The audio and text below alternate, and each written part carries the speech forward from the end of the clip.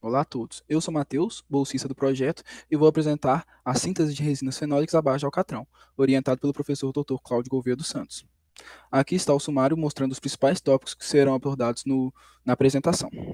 O alcatrão é um resíduo líquido, viscoso e escuro e é obtido pela combustão de matérias orgânicas das árvores. Ele é composto por uma mistura de hidrocarbonetos aromáticos, principalmente derivados do fenol. E o alcatrão do eucalipto, utilizado nesse trabalho, é constituído principalmente de guaiacol e seringal, cujas formas moleculares estão sendo mostradas ao lado. E os fenóis encontrados no alcatrão normalmente podem ser utilizados na preparação de resinas fenólicas. As resinas fenólicas são polímeros obtidos através da reação de condensação entre os compostos fenólicos e formaldeídos. E essas resinas elas apresentam alta dureza, boas propriedades mecânicas, estabilidade química e capacidade de revestir outros materiais. Devido a isso, elas são usadas em diversas aplicações industriais. A variar da relação entre o fenol e o formaldeído, pode-se formar tanto um resol quanto uma novoláqueo, cujas formas também estão sendo apresentadas ao lado. O objetivo do projeto é a preparação e caracterização de resinas fenólicas utilizando frações da destilação de óleos de alcatrão vegetal.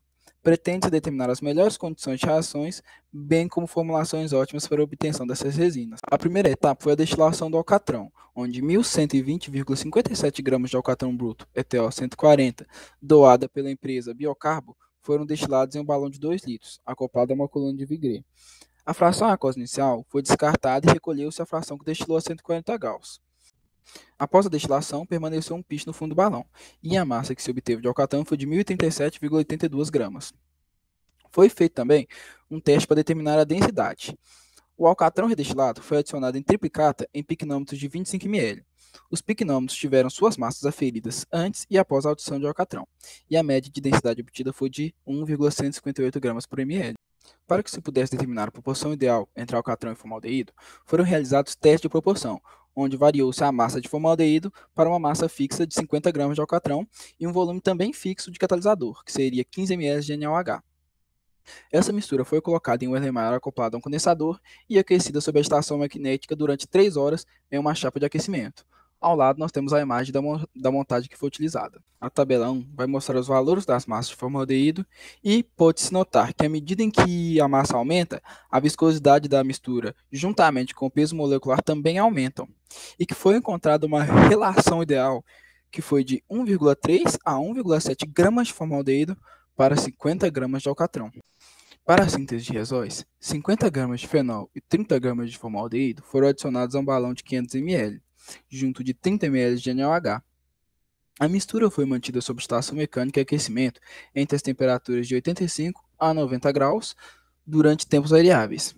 Após isso, o sistema foi acoplado a um conector de Stark para remoção de água.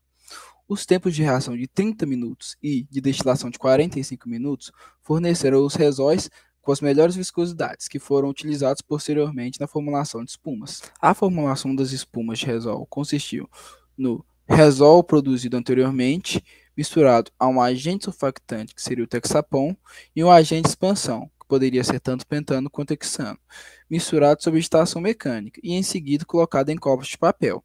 Essa mistura foi mantida numa estufa a 100 graus durante o tempo mínimo de 2 horas.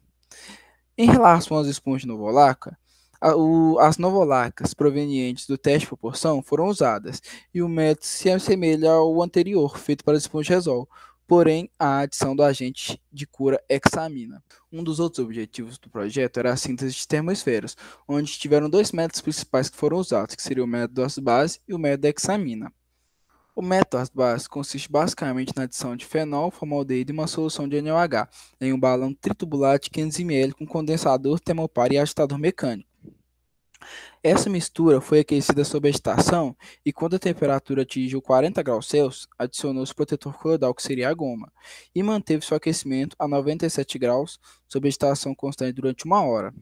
Em seguida, foi feita a adição do ácido para neutralização, ocorrendo uma inversão de fase que deixou a mistura turva. Essa reação continuou a 97 graus sob agitação durante mais 1 hora, quando finalmente foi resfriada e filtrada a vácuo. As termosferas foram mantidas em um dessecador de um dia para o outro. Em relação ao outro método, é feita a adição da hexamina juntamente com a goma.